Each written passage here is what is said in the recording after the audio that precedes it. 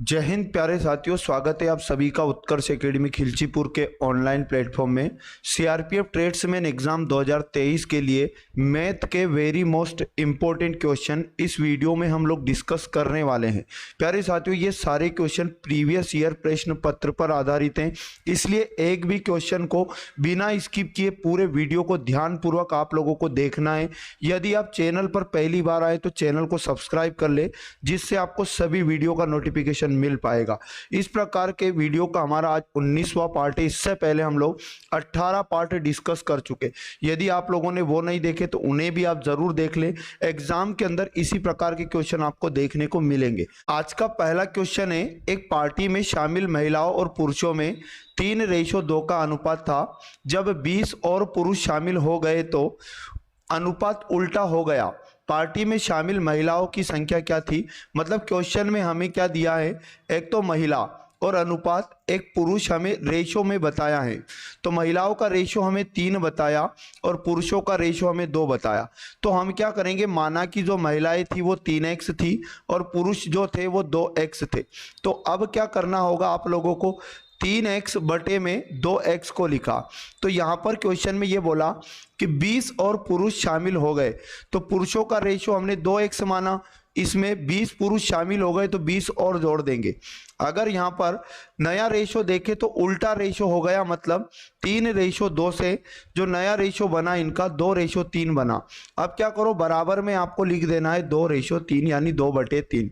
अब इनका cross multiplication कर लो और x का मान निकाल लो। 3 का गुणा 3x से करेंगे 3×3 9x बनेगा, बराबर 2 का गुणा 2 से करेंगे 4x और प्लस 20 का गुणा 2 से करेंगे 40 हो जाएगा। x को एक साइड कर लो यानी 9x प्लस का 4x इधर माइनस हो जाएगा और बराबर में 40 रहेगा। यहाँ पर बचेगा हमारे पास 5x बराबर 40 और x का मान लाओगे तो ये 5 गुणा का भाग में जाएगा तो 5×8 = 40, यानी x का मान कितना आया हमारे पास 8 आया। क्वेश्चन में पूछा महिलाओं की संख्या बताओ, तो महिला की संख्या लाना है हमें। तो महिलाओं का रेशो कितना था हमारे पास, तो महिलाओं का 3x हमने महिलाएं मानी थी, तो 3 गुणा जो x का मान आया इसका मल्टीप्लिकेशन कर दो। 8 गुणा 3 करेंगे 8 या 24। तो इस पार्टी में जो महिलाएं थी वो 24 थी। Option number C correct answer हो जाएगा। अगले क्वेश्चन की यदि बात की जाए, 504 विद्यार्थियों वाले एक विद्यालय में लड़कों और लड़कियों की संख्या का अनुपात 13:11 है। यदि 3 अन्य लड़कियां भर्ती कर ली जाए तो उनका नया अनुपात क्या होगा? क्वेश्चन में हमें दिया है कि जो लड़के थे उनका रेशो क्या था, लड़के अनुपात लड़कियां, इनका रेशो हमें बताया यहाँ पर प्रारंभ में 13 के अनुपात में लड़के थे और 11 के अनुपात में लड़कियां थी। तो यहाँ पर टोटल विद्यार्थी भी हमें बताया 504। तो यहाँ पर हम क्या करेंगे, इस 504 को लड़के और लड़कियों के अनुपात में बांट लेंगे, तो इनको भी जोड़ लो। रेशो को जब जोड़ेंगे तो 13 में हम लोग 11 जोड़ेंगे तो हमारे पास कितना बनेगा, यहाँ पर हमारे पास 24 रेशो बनेगा और 24 रेशो का मान 504 है।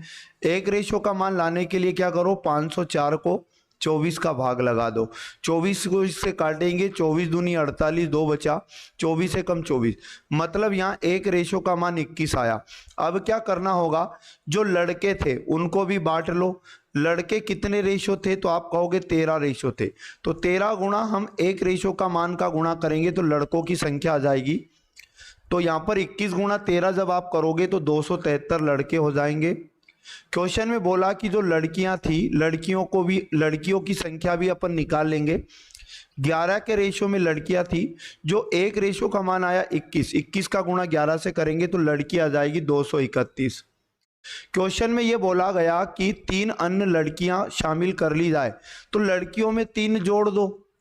तो 231 में 3 जोड़ेंगे तो हमारे पास 234 बनेगा और लड़के तो वही रहेंगे 273। क्वेश्चन ने ये कहा नया अनुपात बताओ, मतलब लड़के अनुपात लड़कियों का नया रेशो, मतलब इनको पुनः रेशो में बदल दो। इनको काटेंगे हम लोग, पहले 3 से कट करो, 3 27 और 3 कम 3, इसी प्रकार 3 7 21, 2 बचा, 3 8 24, 13 से कटेगा ये दोनों, 13 7 91 और 13 6 78। इस प्रकार 7:6 हमारे पास प्रारंभ में, मतलब नया रेशो आ जाएगा लड़के और लड़कियों का 7:6। ऑप्शन नंबर 1 करेक्ट आंसर हो जाएगा। क्वेश्चन नंबर 3 हमारे पास है 30%, 20% तथा 10% के क्रमिक बट्टों के समतुल्य एकमात्र बट्टा क्या होगा।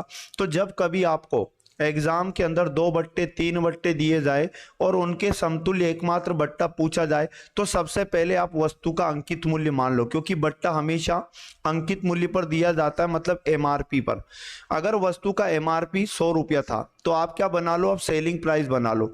100 रुपया अपने आप में 100% था, पहला डिस्काउंट 30% दिया तो आप 70% निकालो 100 का, और उसके बाद दूसरा डिस्काउंट 20% दिया तो आप 80% निकालो, तीसरा डिस्काउंट अपने को 10% दिया तो आप 90% निकालो। अब इसे कट कर लो, यहाँ पर 2 जीरो से ये 2 जीरो कट हो जाएंगे और ये इधर ये 2 जीरो नीचे वाले इन 2 जीरो से कट हो जाएंगे, इधर 1 जीरो से 1 जीरो कट हो जाएगा। आप क्या करो 7 गुणा 8 करोगे, 7 8 56 हो जाएगा और 56 का गुणा आप 9 से करोगे तो 9 छक्के 54, कैरी कितना आएगा 5। आप 9 पंज 45 और 45 में 5 जोड़ोगे तो हमारे पास कितना हो जाएगा 50, और बटे में कितना हमारे पास 10 है तो एक अंक के पहले दशमलव लग जाएगा, मतलब 50.4 इस वस्तु का सेलिंग प्राइस बनेगा 3 डिस्काउंट के बाद। तो अगर हम लोग 100 रुपए की वस्तु थी और 3 डिस्काउंट के बाद उसको 50.4 में बेच रहे हैं, ये 3 डिस्काउंट ना देकर हम लोग एक ही डिस्काउंट देते तो आप क्या करो 100.0 में से 50.4 को घटा लो तो यहाँ 10 में से 4 जाएगा 6 बचेगा, एक के पहले फिर से दशमलव लगा लो, ये 9 में से 0 जाएगा तो 9 बचेगा और इसी प्रकार यहाँ पर 9 में से 5 जाएगा तो 4। तो यहाँ पर एकमात्र डिस्काउंट कितना बनता 49.6 यूनिट का बनता। अब आपको क्या करना है, बट्टे का प्रतिशत बताना है, तो इसको परसेंट में बताने के लिए इसको बट्टे के ऊपर लिखोगे 49.6 को, और ये बट्टा किस पे दिया जाता है, एकमात्र 100 पे दिया जाता। परसेंट में बदलने के लिए 100 का गुणा करेंगे तो हमारा फिर भी राइट आंसर कितना आएगा 49.6% ही आएगा। ऑप्शन नंबर कौन सा, बी वाला करेक्ट आंसर इसका हो जाएगा। अगले क्वेश्चन की यदि बात की जाए, एक दुकानदार अपनी सभी वस्तुओं को 10% की छूट पर बेचने का दावा करता है, किंतु वह प्रत्येक वस्तु के क्रय मूल्य में 20% की वृद्धि करके उसका अंकित मूल्य अंकित करता है।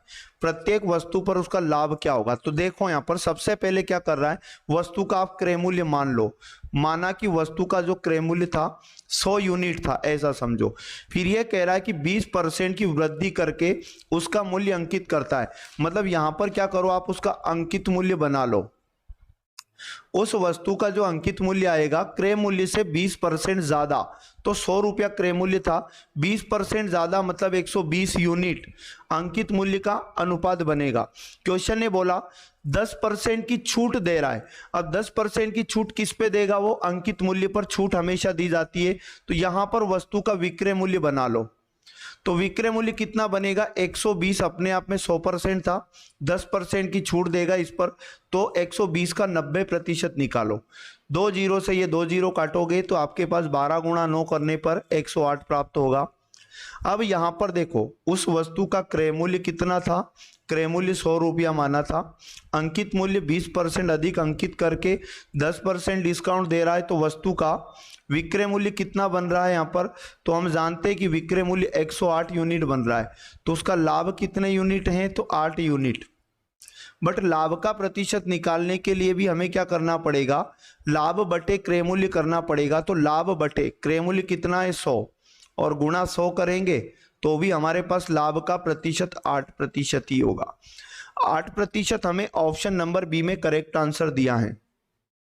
अगले क्वेश्चन की यदि बात की जाए, एक लंबवृत्तीय शंकु की ऊंचाई में 200% की वृद्धि, उसके आधार के अर्धव्यास में 50% की कमी करने पर उस शंकु के आयतन में कितने % की कमी अथवा वृद्धि होगी। ऐसे क्वेश्चन को सॉल्व करने के लिए एक फॉर्मूला छोटा सा आपको याद रखना है, +-x +-y। यहाँ पर कोष्टक बंद करोगे, यहाँ हमेशा प्लस लगाना है, फिर x गुणा y और बटे में 100, इसको भी आप अलग कोष्टक के अंदर कर लो, यहाँ वैल्यू पुट कर दो, जो पहले हुआ उसे x मानोगे, जो बाद में हुआ उसे y मानोगे। अच्छा कमी हुई है तो माइनस का लिखोगे x और वृद्धि हुई तो प्लस का लिखोगे, x y दोनों को। पहले 200% की वृद्धि हुई तो प्लस का 200 लिखेंगे, मतलब x का मान 200 है। फिर बोला गया 50% की कमी हुई तो y का मान माइनस का 50 आएगा, और यहां पर प्लस लगाओ फिर से कोष्टक में, x का मान हमने प्लस का 200 गुणा y का मान कितना लिखा माइनस का 50, और बटे में कितना लिखेंगे 100 लिखेंगे। अब इसे सोल्व करने पर यहाँ पर 200 में से 50 जाएगा, 150 बचेगा, प्लस यहाँ पर ये 2 जीरो से 2 जीरो कट जाएगा, 20 से 5 100, और ये 100 यहाँ पर कोष्टक के अंदर माइनस का आएगा 100, क्योंकि -5 का गुणा प्लस 20 से करेंगे तो माइनस का 100 बनेगा। ये -100 इस प्लस को भी क्या कर देगा माइनस कर देगा, तो 150 माइनस 100 बनेगा। तो फाइनली हमारे पास कितना बचा 50% यहाँ पर क्या होगा, अब अगर ये 50% पॉजिटिव बचता है तो हमेशा वृद्धि होगी, और नेगेटिव बचता मतलब ऋणात्मक बचता तो हमेशा कमी होगी। तो 50% की क्या होगी वृद्धि होगी, क्योंकि ये प्लस का बचा। ऑप्शन नंबर 20 का करेक्ट आंसर हो जाएगा। आगे यदि बात करें नेक्स्ट क्वेश्चन की, कमल एक काम को 15 दिन में पूरा कर सकता है। विमल काम करने में कमल से 50% अधिक कुशल हैं। उस काम को विमल द्वारा पूरा किए जाने में कितने दिन समय लगेगा? तो समझो, एक तो नाम आया क्वेश्चन में कमल का, एक नाम आया क्वेश्चन में विमल का। प्यारे साथियों, सबसे पहले आप क्या करो, इनकी कार्य क्षमता बना लो, क्योंकि क्वेश्चन में कार्य क्षमता की यहाँ पर बात की गई है। तो यहाँ पर बोला गया विमल काम करने में कमल से 50% अधिक कुशल हैं। कमल से 50% अधिक विमल कुशल है, तो कमल का कार्य क्षमता 100 था, तो विमल यहाँ पर 50% अधिक कुशल होगा। तो यहाँ पर मैं आपको बता दूं विमल कितना 150% कार्य कुशल होगा, मतलब 50% अधिक है। अब यहाँ पर इसे रेशो में कन्वर्ट कर लो, 50 दूनी 100 होता है और 50 तिया 150, तो ये कार्य क्षमता का रेशो बना। और कार्य क्षमता का उल्टा अनुपात होता है समय का रेशो, तो जो समय का रेशो बनेगा वो 3:2 बनेगा। अब यहाँ पर क्वेश्चन में कमल का समय दिया है, इसका मतलब कमल का समय का रेशो कितना है 3 रेशो का मान हमें 15 दिन दिया है। यहाँ से एक रेशो का मान निकाल लेंगे तो 3 का भाग 15 में देंगे, 3 5 15, यानी एक रेशो का मान 5 दिन होगा। अब क्वेश्चन में हमसे पूछा है कि विमल द्वारा उस काम को पूरा किया जाने में कितना समय लगेगा। तो विमल का जो समय है 2 रेशो, इसका गुणा 1 रेशो के मान से कर दो, यानी 5 से, तो 5 दूनी 10, इसका मतलब ये हुआ 10 दिन का समय लेगा विमल उस काम को करने में। Option number C correct answer इसका हो जाएगा। अगले क्वेश्चन की यदि बात की जाए, यदि किसी संख्या के 60% का 3/5 36 के बराबर हो तो संख्या क्या है? तो यहां पर इसे करने के लिए दुनिया की कोई भी संख्या आप x मान लो। क्वेश्चन में बोला कि संख्या का 60%, तो हम क्या करेंगे x का 60%। फिर बोला गया उसका भी 3/5, तो उसका भी हम बनाएंगे 3/5 बराबर, क्वेश्चन में दिया ये 36 के बराबर है। इस इक्वेशन को सोल्व करने पर सीधे आंसर की ओर पहुंचोगे। x का मतलब गुणा होता है, और 60% का मतलब 60/100, फिर से का मतलब गुणा, और 3/5, और बराबर में हो जाएगा 36। यहाँ से x का मान लाएंगे तो यहाँ पर 36, भाग का 100 भी गुणे में जाएगा और भाग का 5 भी गुणे में जाएगा, और ये गुणे वाला नंबर यानी कि 60 गुणा 3 इधर आएगा तो भाग में। इस प्रकार हमारे पास संख्या बच जाएगी। इसे कट करेंगे 0 से 0, 6 से काटा 6 संग होता है 36, 3 से 6 को काटा 2 बार कटेगा, और 2 गुणा 5 करोगे 10, और 10 में हम ये 10 का गुणा करेंगे तो यहाँ बनेगा 100। इस प्रकार जो हमारी संख्या थी वो कितनी थी 100। Option number A correct answer इसका हो जाएगा। क्वेश्चन नंबर 8 है, किसी संख्या को 7 से गुणा करने पर गुणनफल में सभी अंक 3 प्राप्त होते हैं, ऐसी सबसे छोटी संख्या क्या है? तो इस क्वेश्चन करने के लिए हम लोग क्या करेंगे, ऐसी सबसे छोटी संख्या मान लो x थी, क्वेश्चन में बोला जा रहा है उस संख्या को 7 से गुणा किया जाए, तो हम क्या करेंगे x को 7 से गुणा करेंगे, तो जो बराबर में संख्या आएगी वो ऐसी संख्या आएगी जिसके सभी अंक 3 प्राप्त हो जाएंगे। तो आप कंटिन्यू तरीके से ऐसी संख्या लिखो जिसके 3 अंक हैं, बट कितने 3 हैं ये हमें कंफर्म नहीं है, इसलिए आप कंटिन्यू तरीके से लिखो। अब यहां पर क्या करो, x का मान लाने के लिए गुणे का 7 इधर भाग में जाएगा, तो ये जो 3 लिखे आपने कितनी भी बार, इनमें 7 का भाग लगाओ और तब तक भाग लगाओ जब तक कि पूरा पूरा भाग ना चला जाए।